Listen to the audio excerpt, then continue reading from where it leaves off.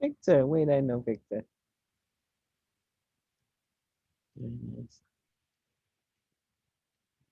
Okay.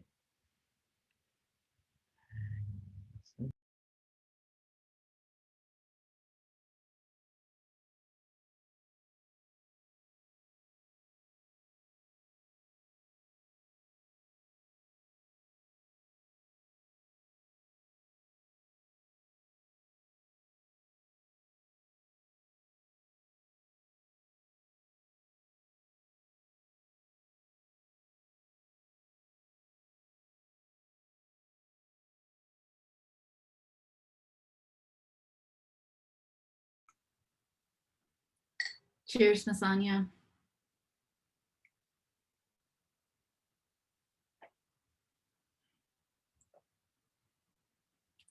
Nice. Repentio. This is the Oshawi College and Career Readiness Center, which will soon to be our tribal college in Zuni.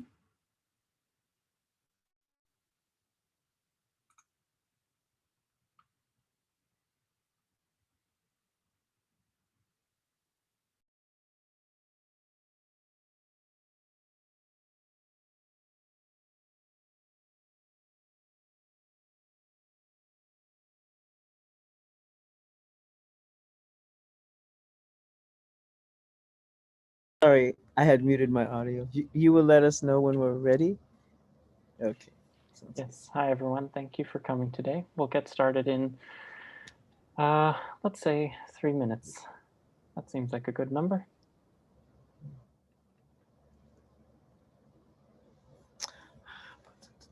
What is this? No. Okay, that's not it. All right.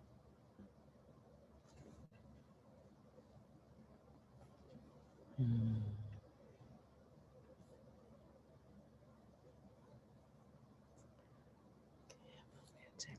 Hmm.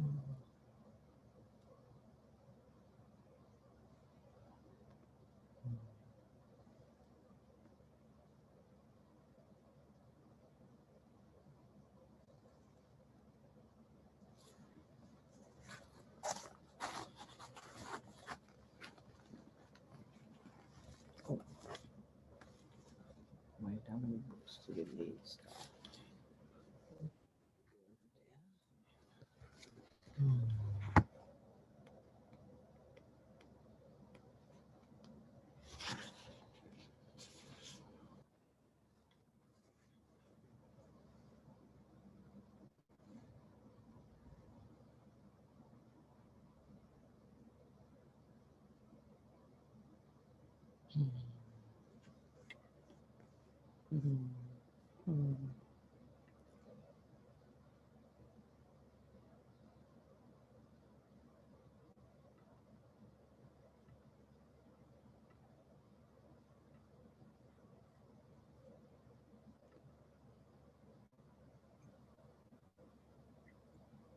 Hey, Miss DY. It's lovely to see you on here. Wow,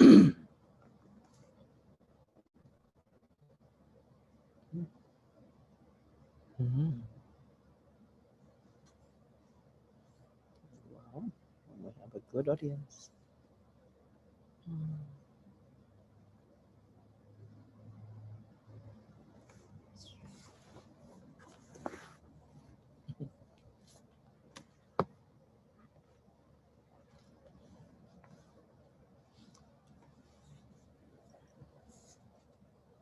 All right, everyone, I think we'll go ahead and get started. Thank you all for coming to our event this afternoon, evening, wherever you may be, or morning, potentially. My name is Heidi Brandow, and I'll go ahead and get started. Yat Eshe Heidi Brandow, Unishia, Hawaiian Nishlido, Tudish Eatni Bashichin, Hawaiian A Dashachedo, Nashkali Dashanali. My name is Heidi Brandow. I'm a second year at the Harvard Graduate School of Design. I am Danette and Kanaka Maoli, and I'm a co-founder of the Harvard Indigenous Design Collective, which was established to promote design by and for Indigenous communities, which is foundational to the history, theory, and practice of design fields on these native homelands. And before we get started, I'd like to begin by thanking a few of our sponsors, the Harvard Ethnicity, Migration, and Rights Committee, the Peabody Museum of Archaeology and Ethnology at Harvard University, and a sincere thank you to the Harvard Graduate School of Design African American Student Union. Thank you. So I'll just be briefly introducing our guests, if that's all right. My name is G. Laster. I first had the honor to visit Casino Palimpsest at the Fry when I was living in the Northwest and Duwamish territory. So just to introduce the people who made this happen, among others, we're joined by Stormy Weber, who's a two-spirit Sugpiaq Black Choctaw poet and interdisciplinary artist. Their work is cross-genre, incorporating text, performance, audio, and altar installation, archival photographs, and collaboration in order to engage with histories, lineages, genders, races, and sexualities.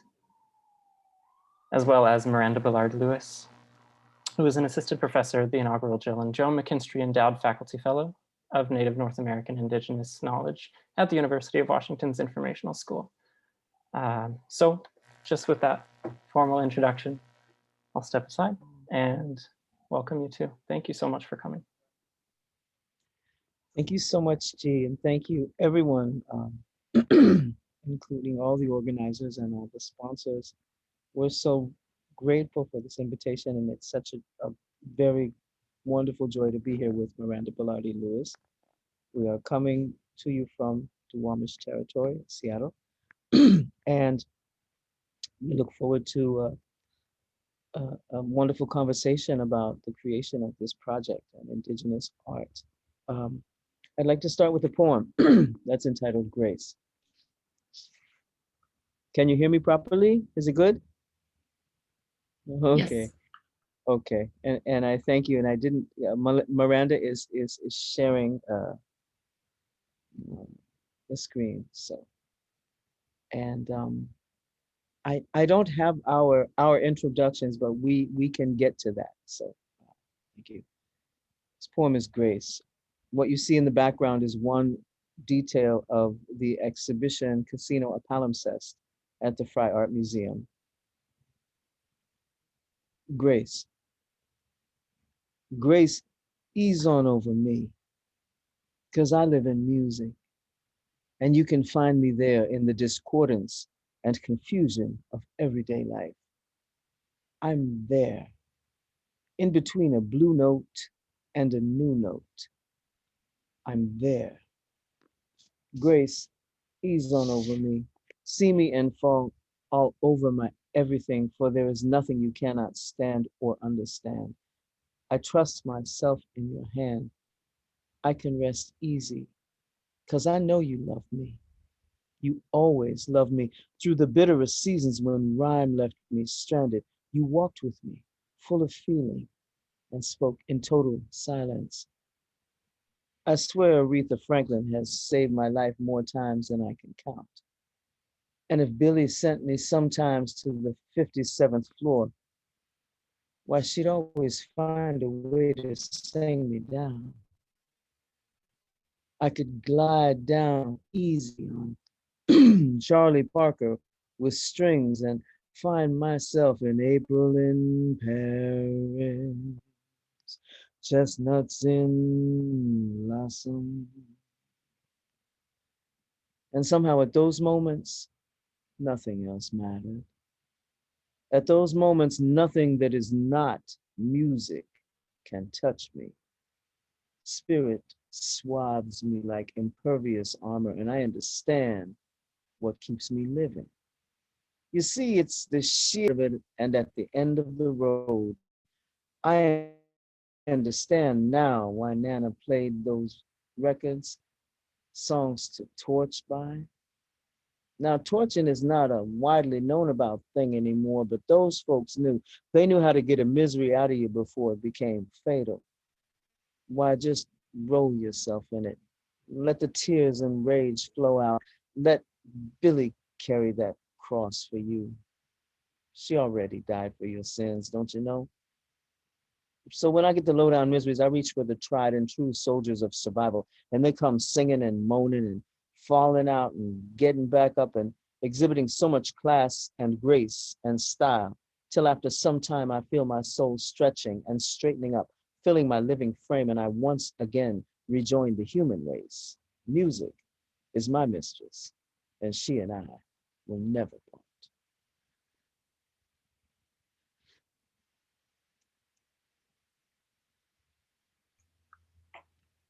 I'll do the snap for everybody, Stormy. Thank you, everybody. Snaps back to you. Thank you. Miranda, will you take the next part, or do you want me to? Yes, good evening, Okay. greeting everyone.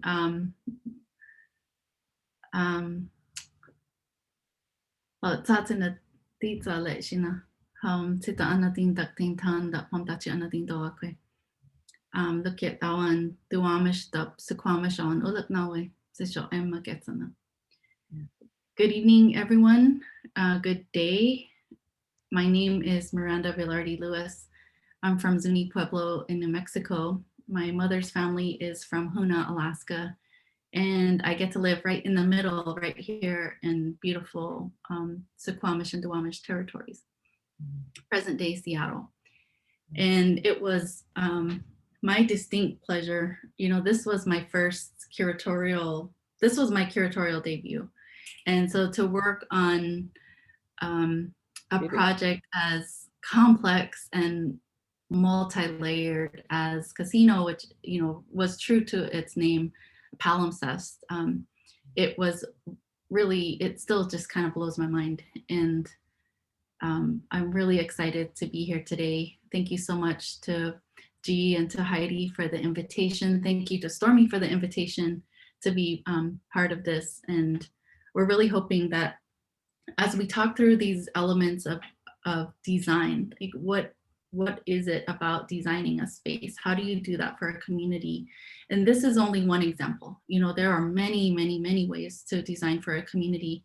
And through this very specific example, we hope to invite a really robust conversation that deals with complexity, that addresses intersectionality, and how to do this in a predominantly white space. Are you all set, Stormy? Oh, yes, absolutely. So Okay. thank you for your patience with us, all these new technologies that we work with. So I will continue on to say that I'm a Sugpiaq Black Choctaw Two-Spirit lesbian woman born here in Seattle, second generation Two-Spirit. My mother was a lesbian, Alaska Native lesbian who came out in the 1950s. So when I grew up, I used to hang out with my mother, and she would go down to the gay bars. It was the center of the lesbian gay culture during the 60s, before the Stonewall Rebellion, when it was still illegal to actually be gay. So a few things stayed in my memory about this space, which some of them only came evident to me later. One of them was a cultural feeling that as Alaska Natives, we had longhouses under the ground. And somehow my mother was repeating a ritual in this new context. We were going down into this, by the time we went there, it was sort of a cafe. But we began to tell the story of a very specific location, this crossroads of 2nd and Washington, where originally there was water, there was the sound, and the Duwamish people. And then when the settlers came, they filled it, and they began creating this building, which went on to be a vaudeville theater, a gambling hall, etc. So this is the physical space right here, this image, Casino. In 1930, it was the first gay bar on the West Coast. By the time I was there as a child, it was a kind of a cafe, meeting place for the lesbians and gays and Asian immigrants. So it was very interesting, new, completely unknown, untold stories that happened there. And I think that that's why they stayed in my memory and kept wanting to be told. The day that we took this photo, we were walking around meeting for coffee down in Pioneer Square to talk about all of the different ideas that we wanted to incorporate into the exhibition. And I remember being struck by the fact that it's just kind of this hidden little pocket in an area that is right adjacent to downtown Seattle.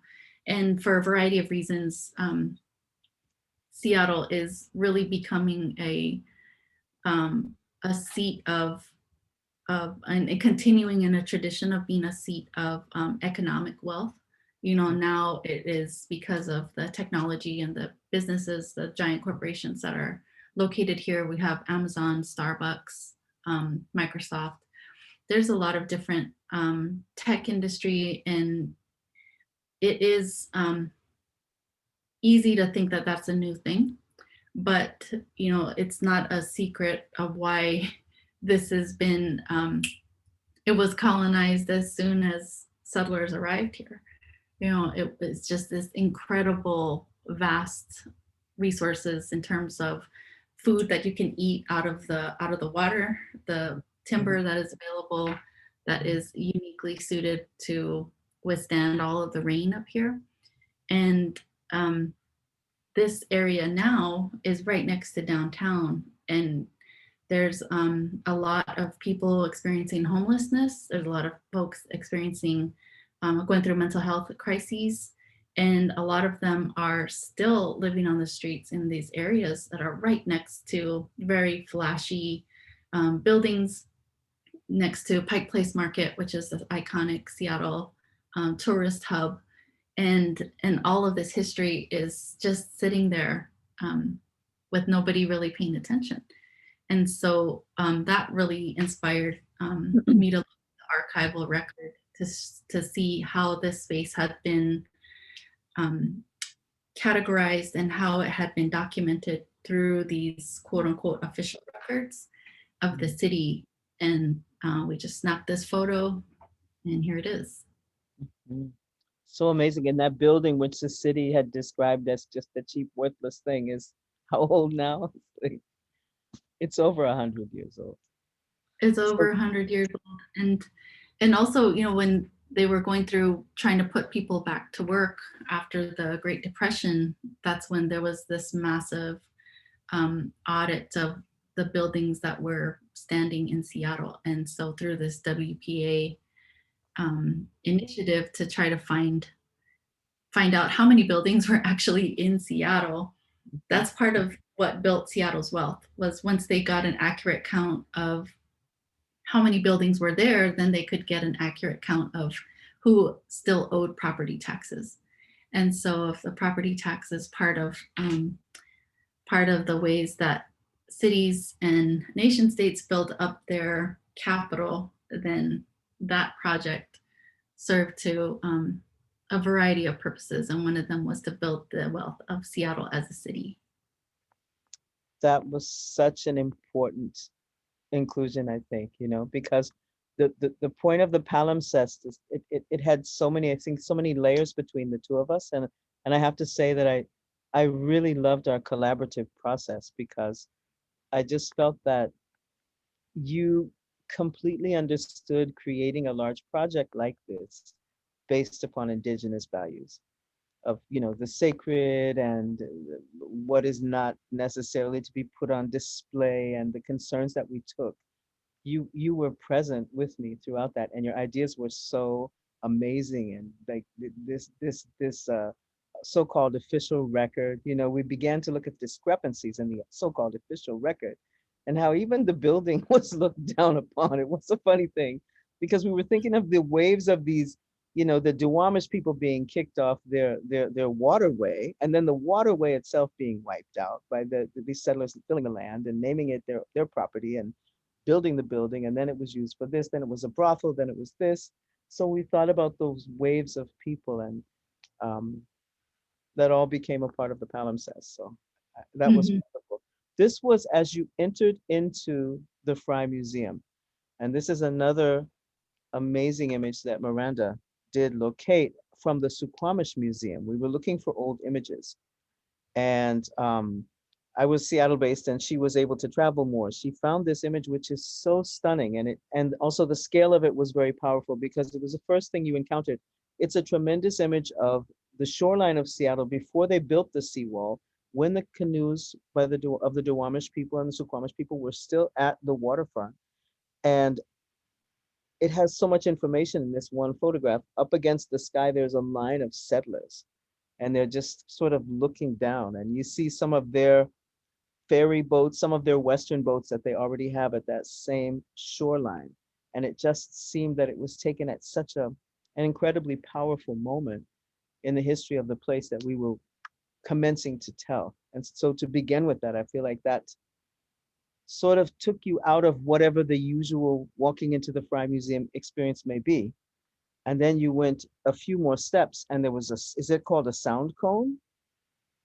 Yeah, sound dome. A sound dome.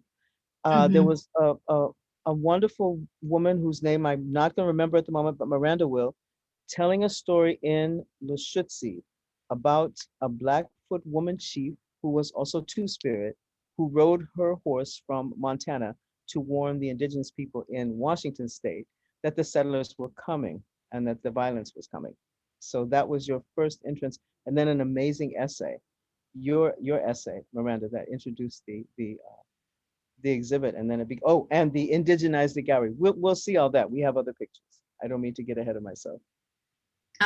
We'll play the clip now. I love this so much. And so I hope that the sound works. All right, let's see. Tasiayahu tasashoy akuyat zatzilstabu alquari to hak. Waltasla tia at zilstabu. Ko al tiil slashels alqua. Tiaria slashel at tiil heg haju.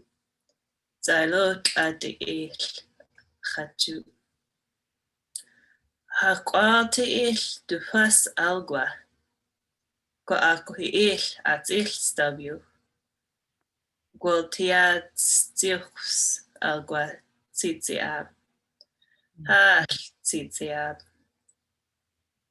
Tu ala tu ti tzitziab ataka. Baros kalala tu atilot atitzitziab. Swechwe adad. Stop shadad. Bad kalala tu. Gwala tu tzia sladai. Tu tia at zatzil stabu. Ohoyo chalat.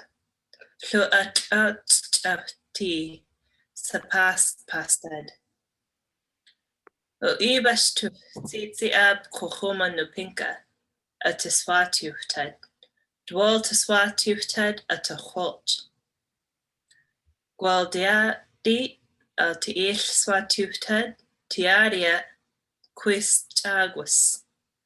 Gwaltiaria altid stihuatad a quistist. Aro jagwasya quistist atizil slab siab. Salalatu atiet stabsh. Masista. She speaks the language so beautifully. She does, and that was told and written by Noel Purser Rosario, who is a Suquamish tribal member and a friend of mine. And it was pretty incredible to be able to ask her to participate in this. She is a brilliant scholar and doesn't do a lot of public scholarship. And so to be able to have her work on this with us was a great honor. Can you talk a little bit, Stormy, about when we're thinking about designing for community? Can we, both of us are not Suquamish, we're not Duwamish, and even though our families have long histories here, my mom went to college at UW and then moved around, and here I am doing the same thing. Yeah, this was, a very urban native, expression, I think that we reached here, you know, and I was very proud that we realized that because I'm not enrolled with my tribe, you know, it really just depends. Each tribe has a right to make their own decision of when they will let you enroll. So this one said that my most recent uh, ancestor was gone for too long. You know, they can say, you know, I don't like your hat. I don't know what they can say anything. But um, this I think because Seattle has such a very welcoming and caring urban native community for the most part.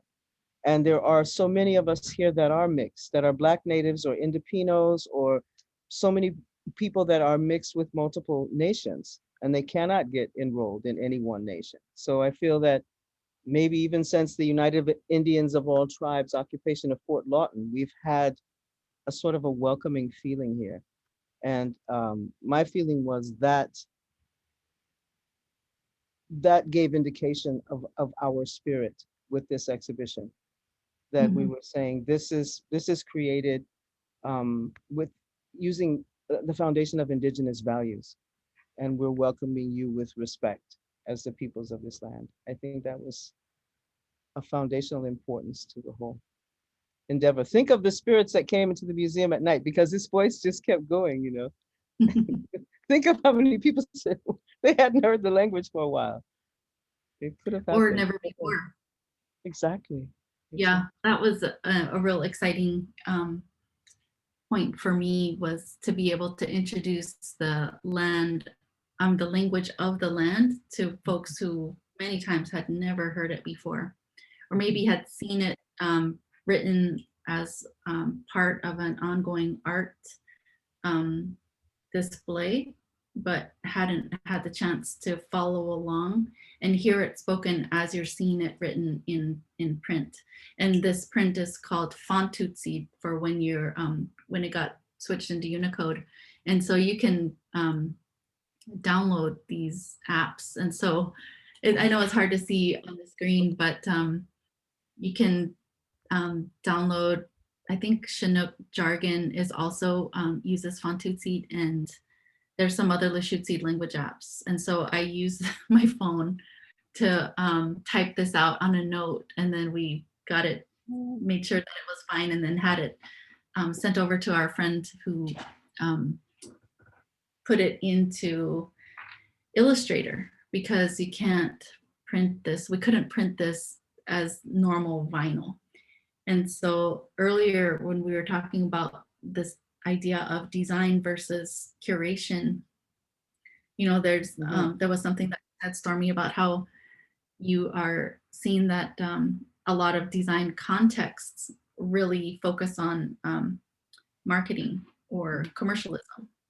And so when we're thinking of incorporating indigenous text, not just indigenous ideas, but the actual physical text, you know, it really butts up against these ideas of, well, it won't work with this machine, or it won't work. You can't just print it. Like, it's this whole production to even insert some of these concepts and just the literal letters into these spaces. And so that was a really eye-opening experience for me. It was quite, you know, there were so many things that were very, when I think of our goals as we were creating, it was an amazing process because of the duration, and that it was so comfortable, and we were able to throw out a lot of ideas and say, oh, not that one, but it was enabled us to continue to grow and develop the ideas. I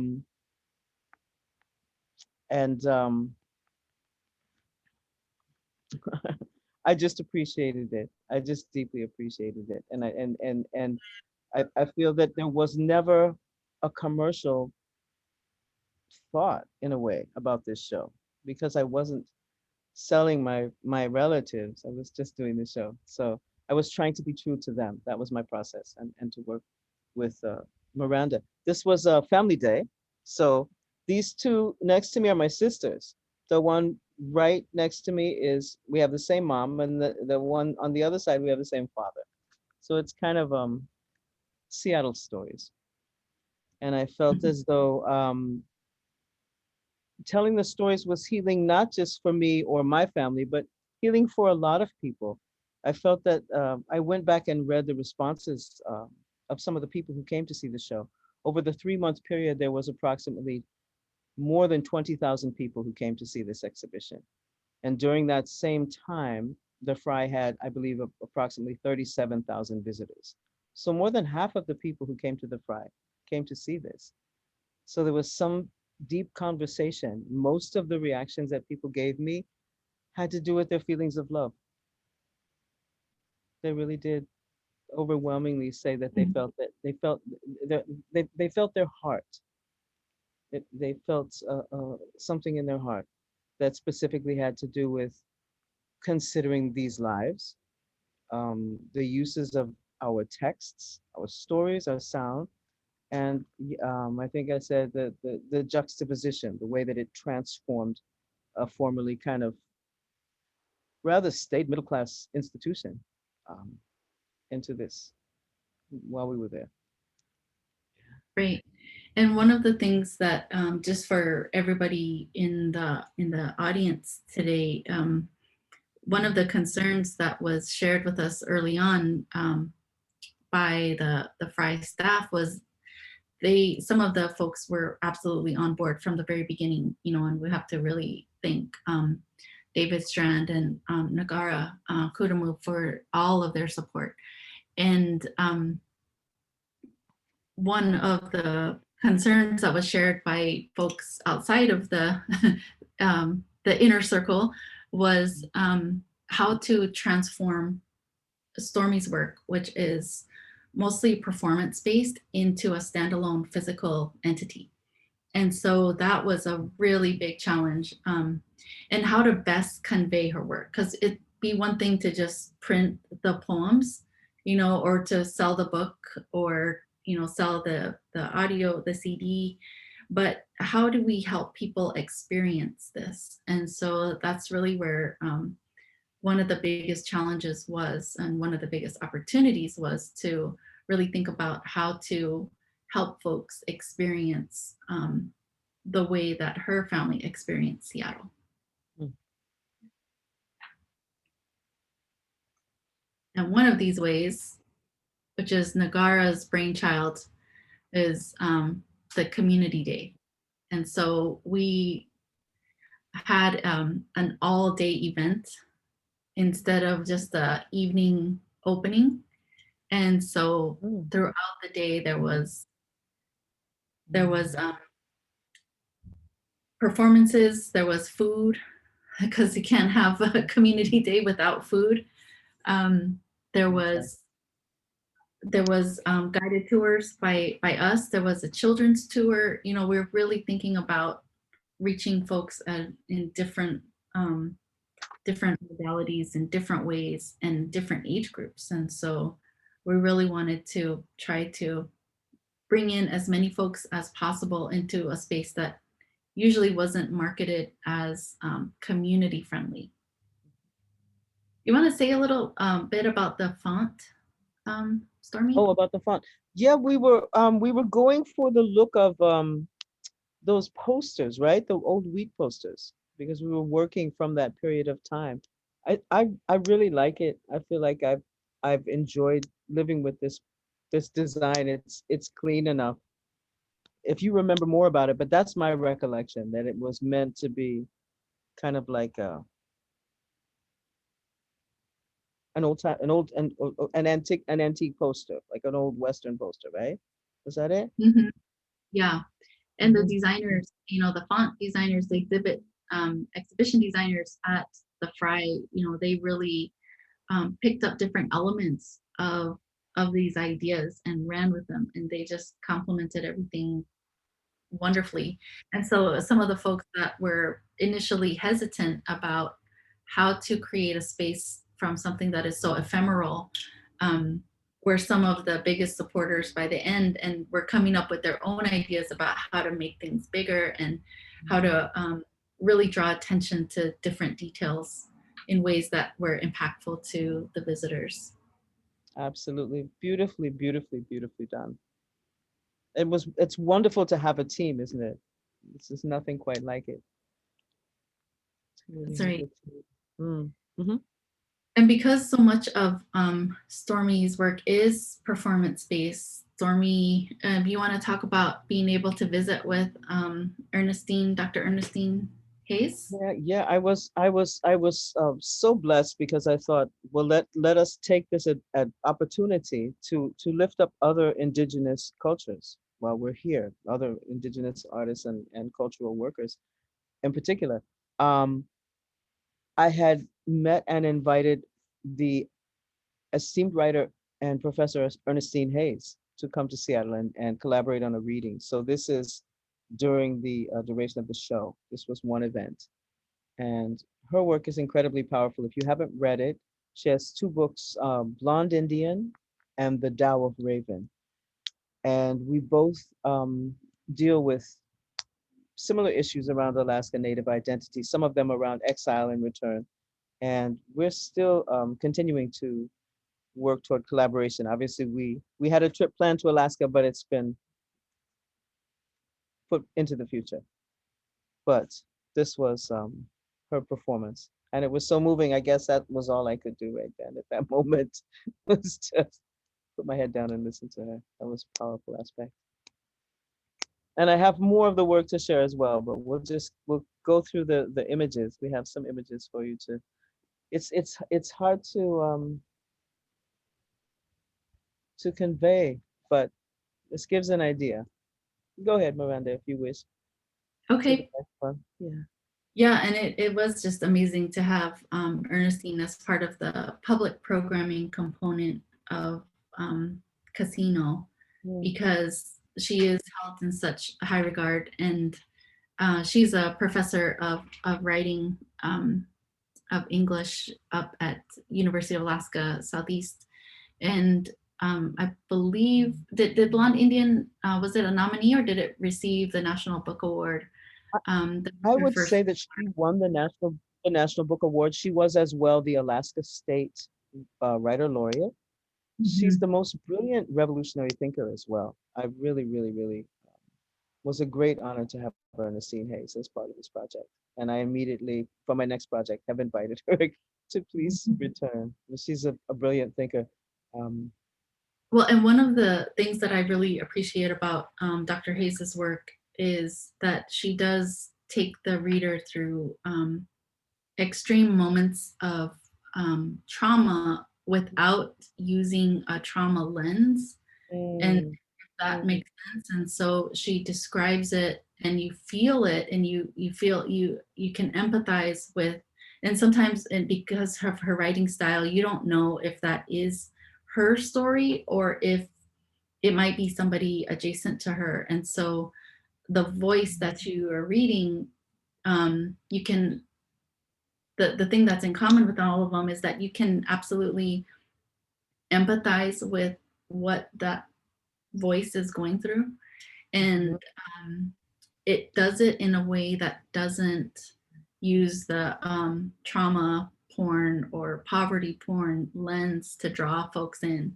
And that was one of our explicit goals of this. It never got written into any of the texts that you experienced. So G, when you went through, you wouldn't have ever seen that written on the walls, but it was one of our very clear mandates for ourselves, was that we were not going to use the trauma lens to describe these challenges in different people's lives. And I think that that really came through in that, because we didn't hide the fact that there was these immense challenges, that there was illegality when it came to Stormy's mother just being herself, you know, but we did want to address it without celebrating it in a way that felt like we were selling out. Yeah, I was very happy that we were able to realize that clarity, because it was somewhat of an effort to revalorize my ancestors, you know, even the ones that were um, traumatized people that, you know, had their struggles, but just to say, let's let's make these people for a moment heroes. I mean, that's another thing that's happening right now is the creation of these new spaces and, you know, tearing down of old statues. And so it was also part of that, that wanting to say these people, they weren't rich, they didn't have these notable, you know, buildings or anything to leave in Seattle. They were poor people, working class people, they were great people. I saw a good thing today. Well, I didn't see it, I realized that historical unhealed grief equals hug. I don't know what that is yet, but it's just something. Okay. And it's true though, right? Yeah. So here we are. This looks like a group of students. I'm not sure. This is the During the text. community, during Is one it? of the tours when it was focused on young people. Oh, fantastic. Do you want to speak about this text, Miranda? We had long conversations about this. Yes, we the title that you can barely see right here, I should have included a bigger image of it. It's titled Indigenize This Gallery, and this got even wider awareness around it because it was one of the images that the Fry shared on their social media platforms.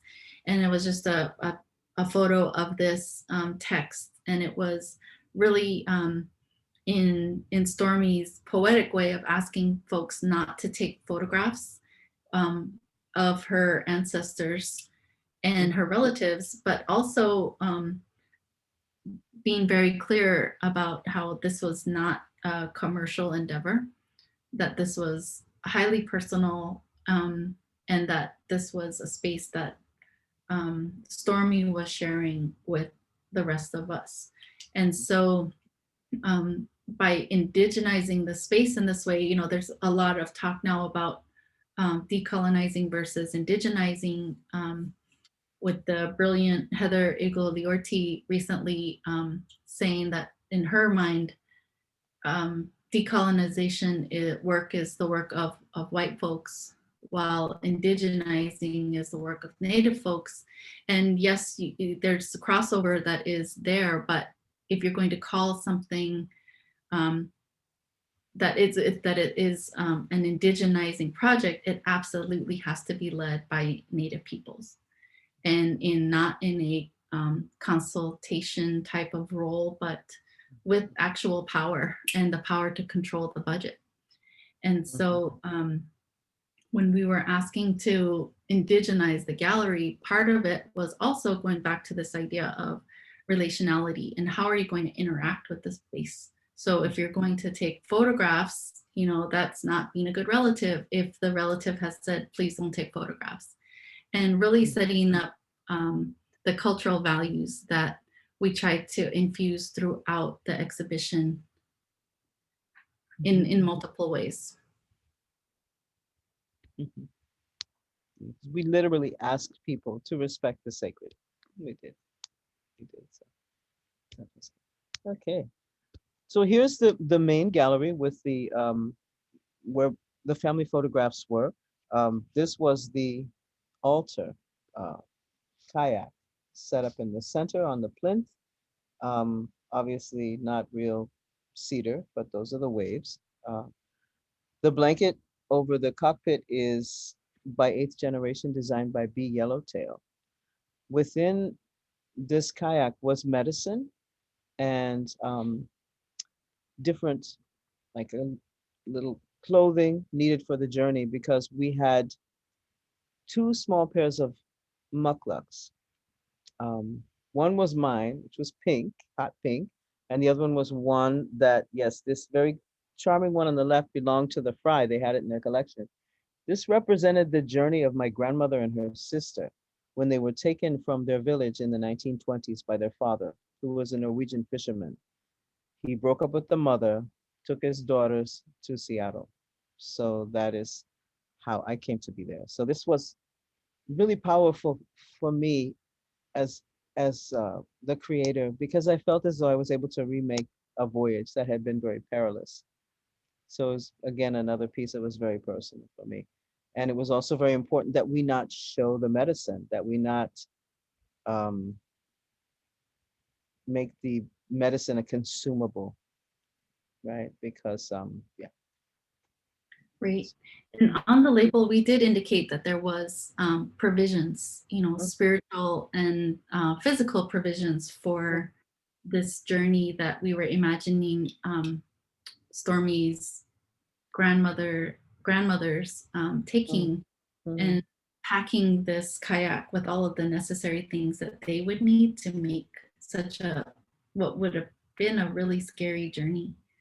We're pretty sure they were around like 4 and 6 years old when they came to Seattle. And that, you know, I'm the mother of a 6-year-old now, and I just can't imagine her being stripped away from me and taken to a place that is so big and scary, and then having to just grow up without a mother's care. And so we were very intentional about thinking about, they needed medicine, they needed food, they needed jam, they needed fish, they needed all these things. And so we did indicate that there was things, you know, inside of the kayak on the exhibition label, but we never felt the need to say what was in there, because there really is, if you're designing for community and you're designing for yourself, then there's some things that don't need to be said. There's some things that don't need to be written down, but it can definitely be part of the process that shapes the overall concept and the overall what you see as part of the finished product, if you will.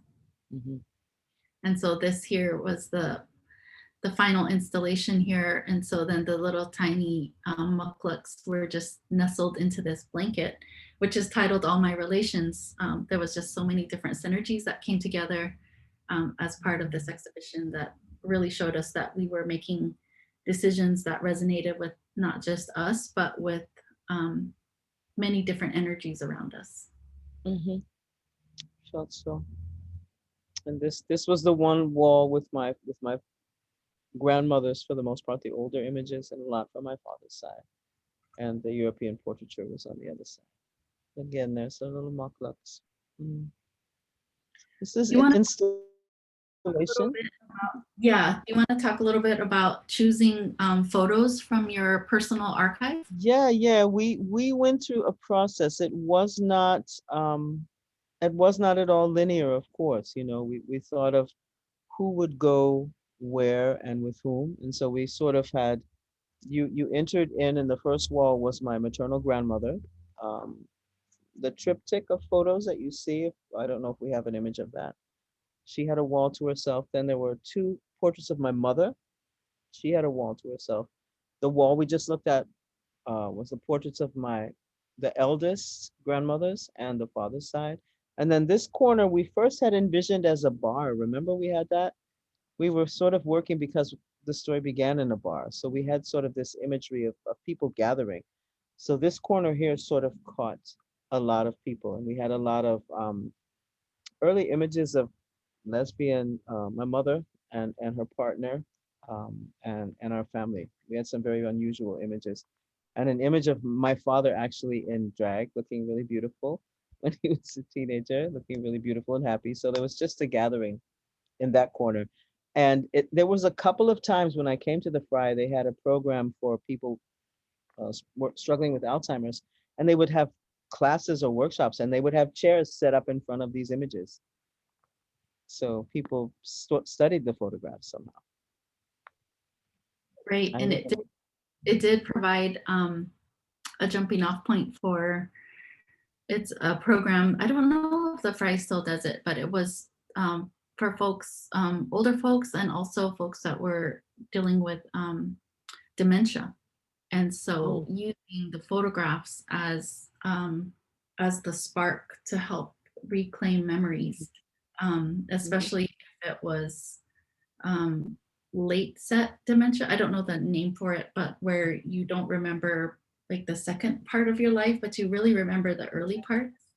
And so be able to jump back to those to start to rebuild your memory of other times in your life was something that the coordinator of that, her name escapes me now, but she was really thankful for the opportunity to engage not just the idea of the personal archive, but to help folks to use this as a framework for diving into their own family's histories. Right. And for the museum nerds in the crowd, here's some installation photos, you know, trying to figure out how the layout was going to go. We wanted them to kind of scatter from the middle, and then the placement, then the frame, the hanging, and then the final image of how it looked. And then just to the right was the text, "All my daddies were butchers." And now this is again from this facing towards that corner wall we just saw with the earlier walls we've seen. The gallery looks so long in this photo. I guess it was, eh? It's pretty long, yeah. That was And a family day. this is the family day. Yep, that was the only time. And you know, obviously Stormy's family was welcome to take as many photos inside the gallery as they wanted. And it was interesting to see how many folks don't pay attention to the do not, no photographs allowed. How many people just don't pay attention to that. And it could be this, the way that we feel entitled to be able to take images so many times. And if there's conflicting messaging throughout the different sections of museums, sometimes that gets confusing, but it probably just boils down more to our sense of entitlement as humans living right now, is we think that we can take a photo of anything. Yeah. You can see Stormy mentioned that the poem "All My Daddies Were Butches," and so one of the things that Stormy said to me early on in the planning stages was that if there was a book of Stormy's poems that just exploded onto the walls, you know, how could we make that happen? And so one of the ways that Shane came up with to help us do this, Shane is the exhibition designer at the Fry, was to go along with the theme of a older style of font, to go along with this idea of an antique paper. And so where the poems are on the walls, that is a light yellow, like an antique yellow, to delineate from the photographs and to show that this is a standalone piece. And so to give the poems themselves a presence without having to put it in a frame or anything like that, to make it seamlessly part of the entire gallery. That worked very well. That was a beautiful decision.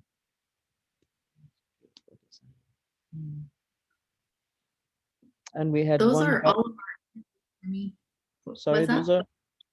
Go ahead. Those are all of our images, Stormy. Did you want to focus on any one of them before we open it up for questions?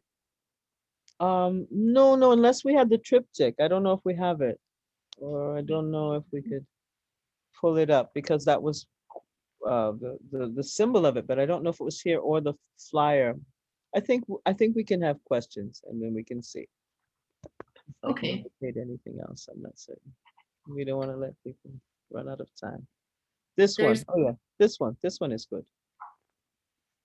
Okay. And I guess the last thing that I'll say as people are gathering their thoughts and getting questions ready is that by giving these women their own wall here, you know, because this triptych here, was that the one that you did up at Banff? Yes, this is my maternal grandmother. This is my first teacher and the person who was most responsible in raising me. And she was an artist who didn't really ever have the opportunity, you know, to manifest, but she studied. She could sing like Billie Holiday. And the triptych is an image of her that was developed at an Indigenous Arts residency at Banff Arts Center. And the others are self-portraits. We did include several that portraits that were the selfies of the time. They were taken in photo booths. So we were also looking at the ways that people under oppression still constructed their personas and their self-image with pride. Yeah, this was her entire wall. Especially at a time when nobody was photographing us, right? We're not the romanticized, we're not the ideal, and so we have to take pictures of ourselves. And so when you're in that privacy of the photo booth, you know, they still have them now. I saw one in a shopping center not that long ago where you know you can pull the curtain and then you can do the selfie. You know, it's not I kind of like it because you do have to wait to see if you got the image just right when it pops out the little slide. So it doesn't have the instant gratification of a selfie on your camera. You know, there's just a little bit of suspense there. But I also really love the physical. And so being able to represent your grandmother on this wall in the way that she wanted to be represented was really a huge privilege and honor. And that was her favorite portrait of herself. That was a portrait she gave me when I went to travel. And she was my first teacher, the first one to support this practice. And it's been decades of research and study without knowing that it would culminate in this. But it was a great joy and a great blessing. There's something in the chat. Is there any questions? I don't know. Maybe no. I don't know. I can't see anything because I'm sharing the screen. So no, I don't see any. I don't see any questions. I think I'm going to stop sharing now, and then we can start taking questions that way. That sounds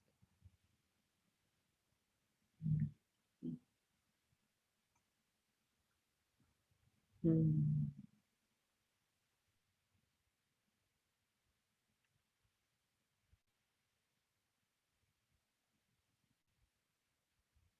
Let me see. Okay.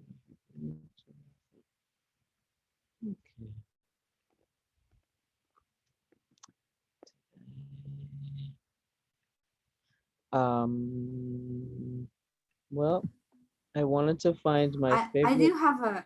Oh. Go ahead. I'm still looking. Hi, Stormy. I have a bit of a lag. I'm really struck by what you touched on a little bit of asking people that came to this exhibit of being a good relative and like asking them to just like inviting them into the space. And I'm wondering like what it was like to watch people encounter that request and how you saw people respond to that. I will be honest and say that was challenging at times. Miranda knows I was not able to physically be there that often, I found, because I found it so involving, you know. And when I was there often, I'd end up taking people on tours or, you know, at first, not so much after. It was funny. I think it was the docents who kind of came, a couple of them, for the trauma, you know, questions or wanting to know something more than what was presented. But we were very conscious with how we shaped this story. So, yeah, does that answer your question? Yeah, it does. Okay. I actually one more just like a little bit, and this is a boring logistic question. Yeah. But like, how did you do it? Like, how did someone get told about your request for that space? Was there an intro? Was it spoken? Right. Well, what happened, and this is so interesting. I'm an interdisciplinary artist, but I've worked in a lot of, I'd say counterculture scenes. Like I started in Seattle, but I lived in the Bay. I lived in New York. I lived in London. I spent some time in Berlin. and Hamburg and Amsterdam. And so I worked with sort of marginalized groups of, of people. I wasn't trying to get into the Frye Museum. I was fortunate to win an award, and part of that award was this show. But that's what's interesting, is that I had been researching this project and creating for this project without intending, but then it was there to be worked with when we got the opportunity. And so that's what happened. And that's how I came into it also, was that I had been doing educational programming for the Frye. It started off with being invited to be a panelist for Nick Galanin when he was part of a three-person show at the Frye a couple years before.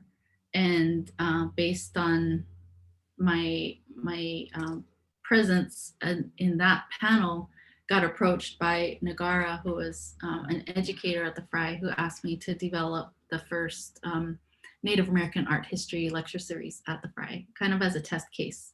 And then that I did that for the first 2 years, and then it became something that was being able to be built upon.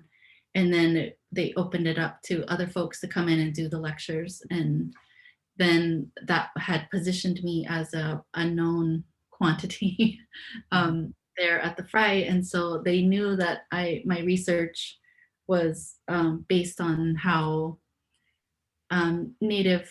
Native peoples use art to communicate information and knowledge intergenerationally and cross-culturally. And that's largely what I research now. And so knowing that I was coming from that background, they asked me if I would curate the exhibition. They actually asked me to curate Alison Bremner's exhibition first, but because she is an artist, is a working artist, she didn't have anything available. She didn't have anything ready. And so then the timelines got switched. And so then we did Stormy's first and then Alison's immediately after. Mm-hmm. So that's what Stormy means by we had this long time to work, even though in exhibition time, it's not that long. We had like 9 months to develop, to work together, to collaborate, to write, to gather, and then synthesize it to what this very clean, polished exhibition that folks were able to immerse themselves in. And so I think we just had a lot of help, definitely, in bringing the ideas together. But that's in part because the Frye has an infrastructure built up where we had folks like David who were constantly hounding us, where's did you have the text?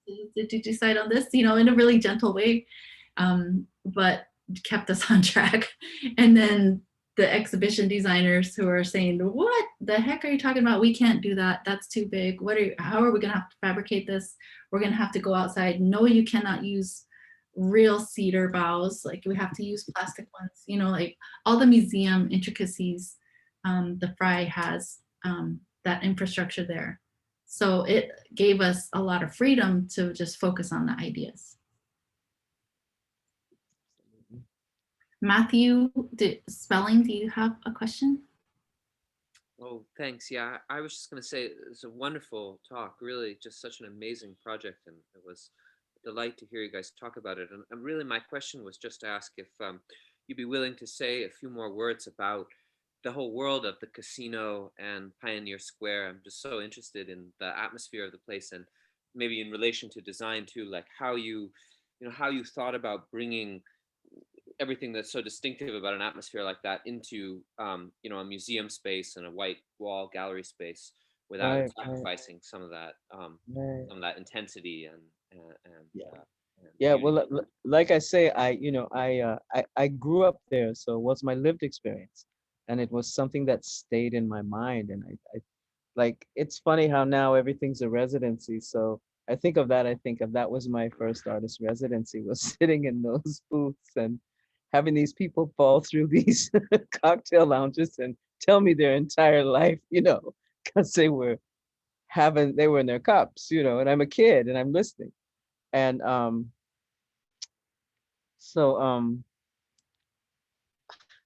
I forgot what I started to say. I'm sorry. I'm kind of nervous. When I'm nervous, that always happens. What did I start to say? Rewind me, please. Do you remember, Miranda? Your residency at The the casino. residency, yes. So my child's residency there, and then I thought of Casino at the Fry as an ancestor residency.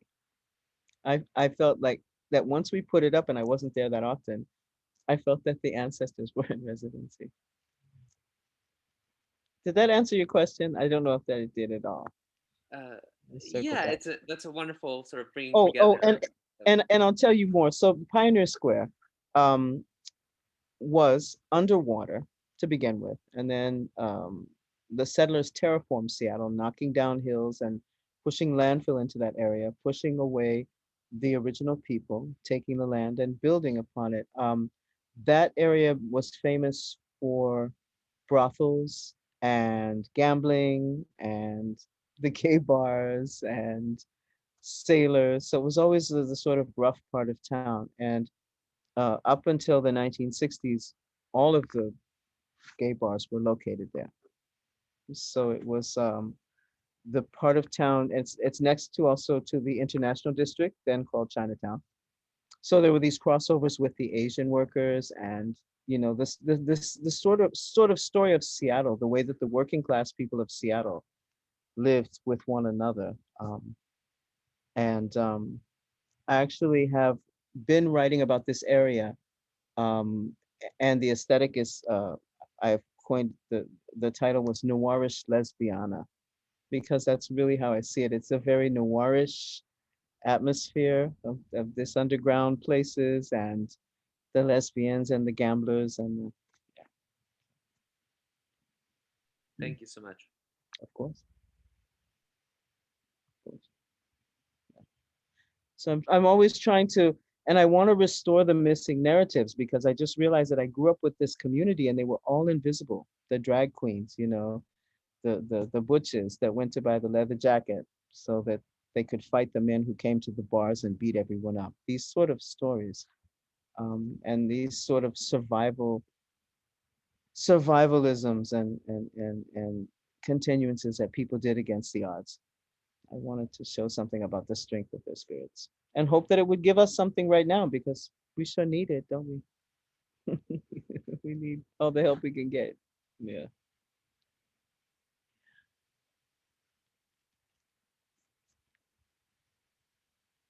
Anything else?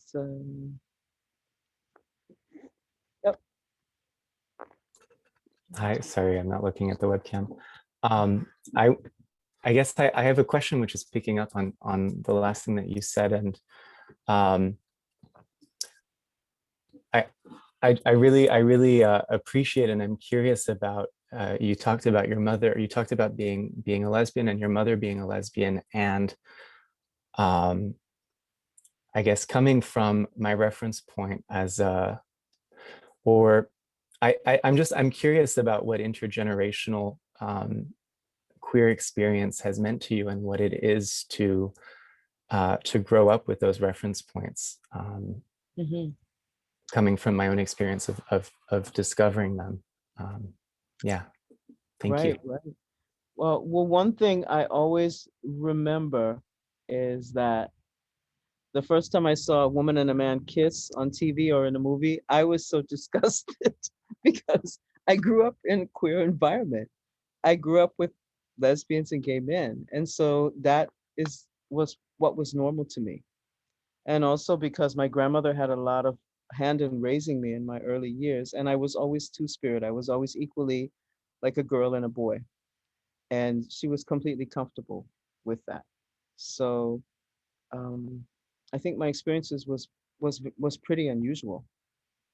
And it's certainly encouraged me to more reasons why I should try to make my art be useful, because I think that the blessings that we get, then we try to pass them, we try to share them. So it's definitely been a blessing that I grew up comfortable in that sense. Yeah.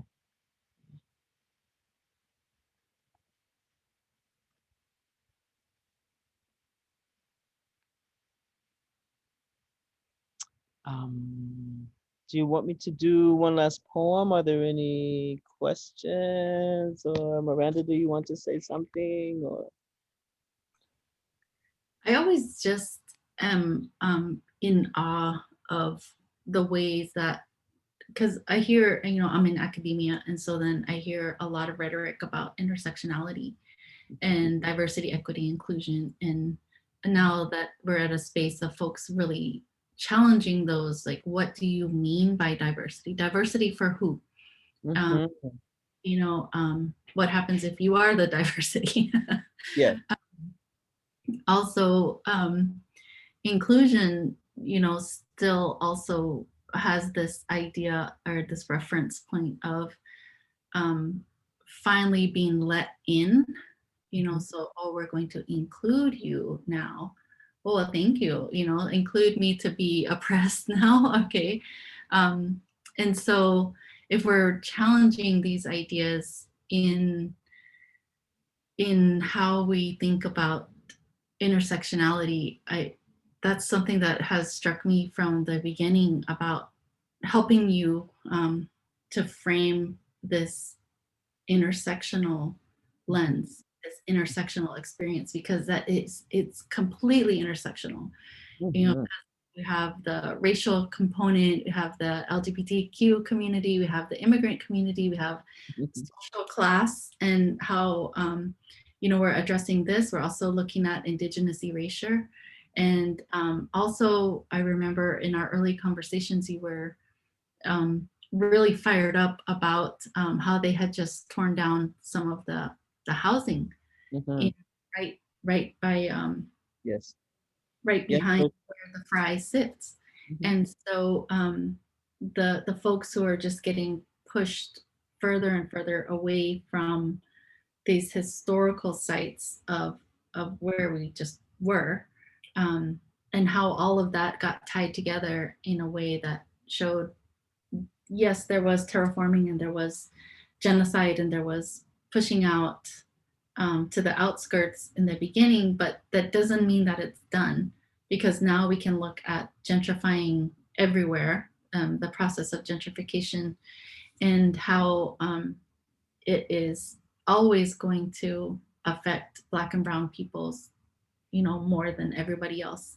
Yes, we can also look at the socioeconomic lens and take that approach, but the folks who are the terminology that you came up with as we were talking and talking and talking about this during the openings was multiply marginalized people, Mhm. and how these experiences just aren't shared a whole lot because of the historical exclusion, you know, of I'm trying to get myself in this habit of not saying historically underrepresented. It's like, no, we've historically been excluded.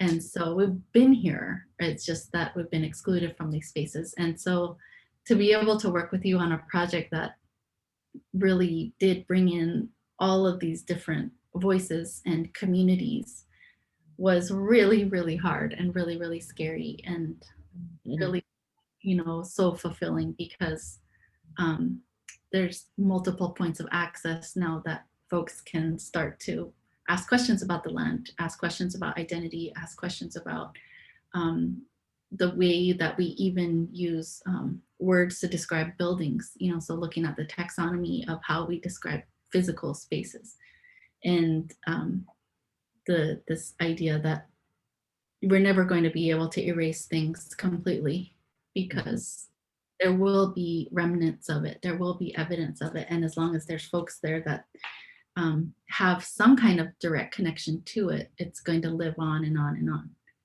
And so I don't even have a question or a comment there. I'm just in awe at the complexity of it, which is I'm regularly in awe of Indigenous ways of knowing. And when you said that there is this this community in Seattle that really starts incorporating other folks' ways of knowing, it's a really beautiful thing to be able to witness. So beautiful. And I was just thinking of being at the museum and, you know, seeing the older butch woman say, like, thanks for showing the butchers and giving them respect. Just like thinking of what each person, the native people would come in and high scuff, or you did this, you made space for indigenous people and the queer people. Thanks for making space for queer people at the museum. So I really feel so happy and thankful about what we were able to do, and I still very much see this as a project that continues to grow and evolve and develop. And when we were making it, I'm also very, proud of us that we were trying to think of something that would be like it and we couldn't. So we just created it. And we really had the visual. I really had the visual of this exploded experimental memoir that you could walk into. And I think that we together, I think we realized that. And for all of the students, all of the folks that are getting ready to launch their careers or launch that giant project, just know that we went through so many ideas. Absolutely. So many ideas, and what you see was the best of them.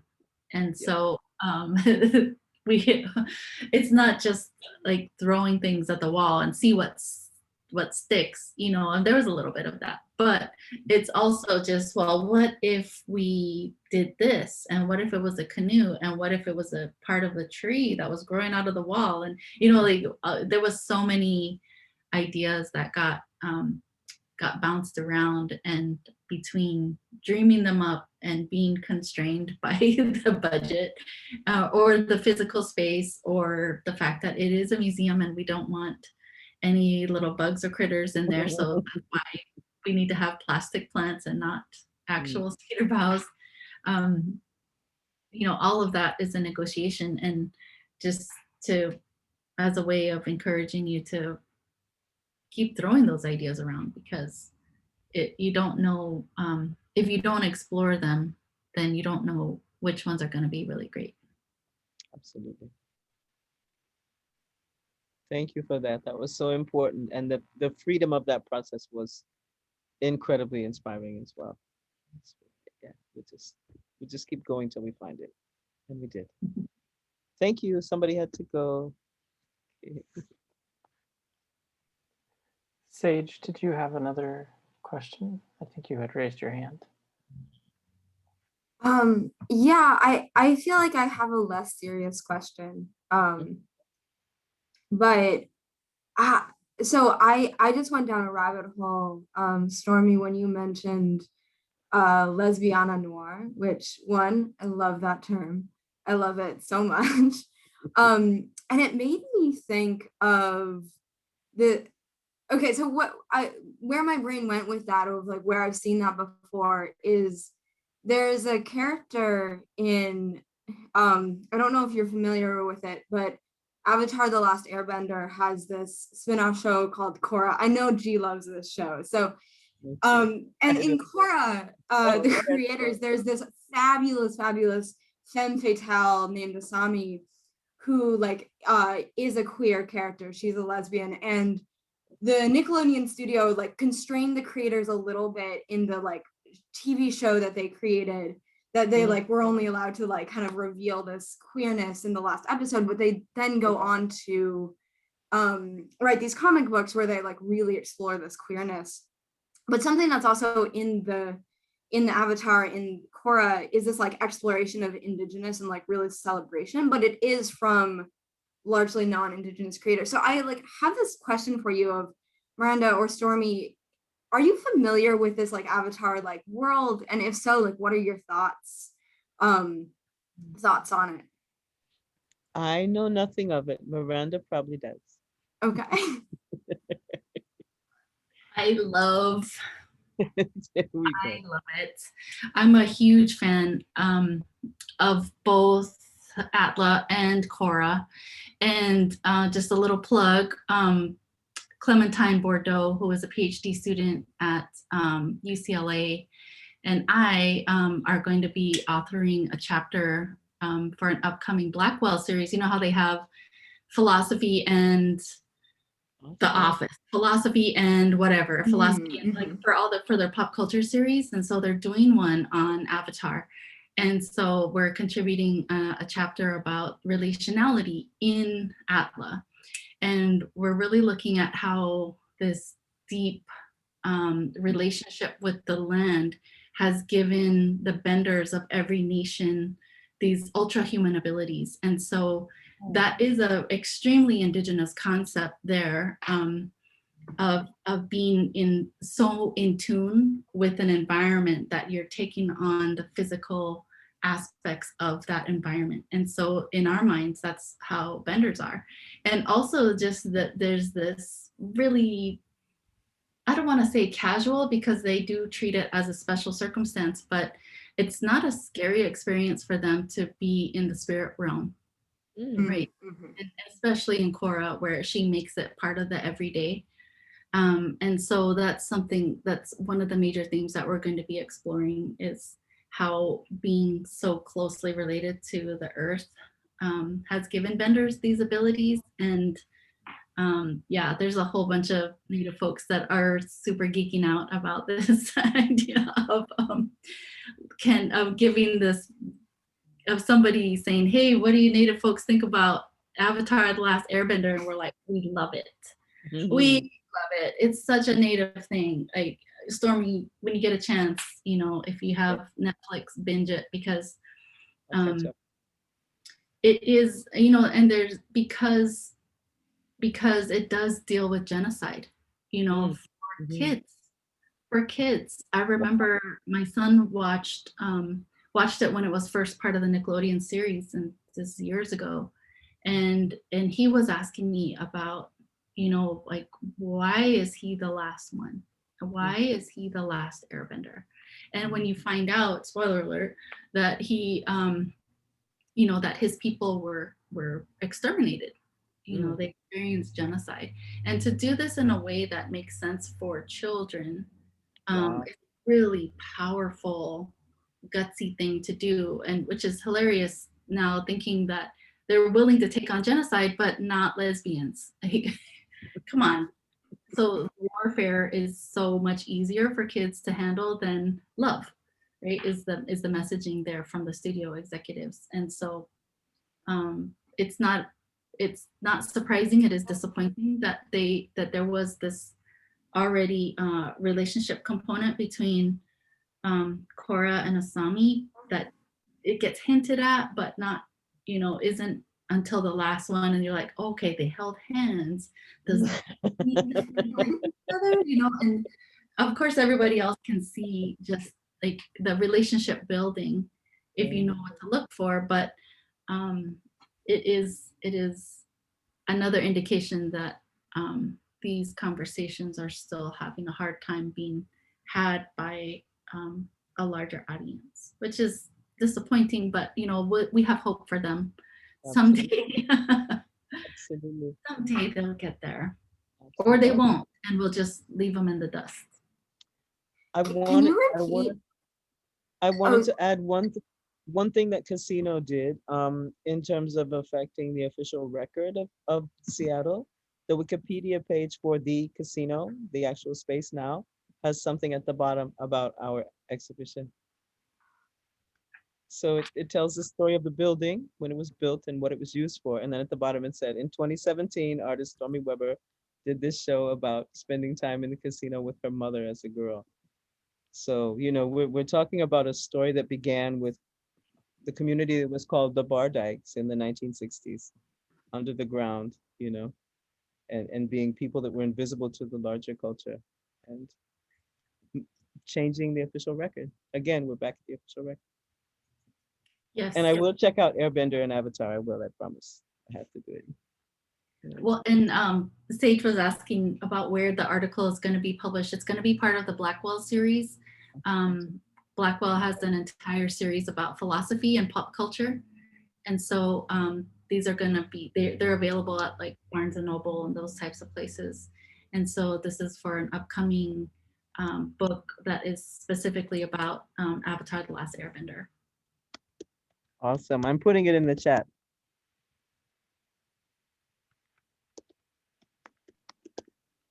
Thank you for that tangent, Sage. I'll talk about Avatar all day. That was It's good, Stormy. That was an amazing question, Sage. And Miranda, we'd be happy to, like, you know, whenever the article you're writing is out in the world, we'd love to sort of like let people know at Harvard about it. Yeah. Does anyone else have any thoughts, questions, tangents? I just want to thank you so much for the invitation. It's been quite an honor. And the opportunity to invite Miranda as well. I really appreciate you. I'm grateful for your work. Thank you. And thank you everyone for taking the time to be with us today. Thank you. Thank you very much, Heidi and G. Thank you, Heidi. Thank you, Heidi. Yeah, thank you for joining us. Miranda, I wanted to mention, I didn't realize this when we met the first time, but I know your dad because I went to school at IAI when he was working out there in the land grant program. So tell him I said hi. He probably doesn't even remember me. It was so long ago. He has a steel trap memory, so I'm sure he does. Oh. Well, we're really pleased that you all were able to join us today, and happy that you could share your work with us. And and as G said, if there's anything we can do to help, share your work that's going on now and in the future, feel free to let us know. Thank you so much, Heidi. Appreciate it. Thank you, G. Thank you, everyone. Thank you all. Have a beautiful day. Bye-bye. Thank you.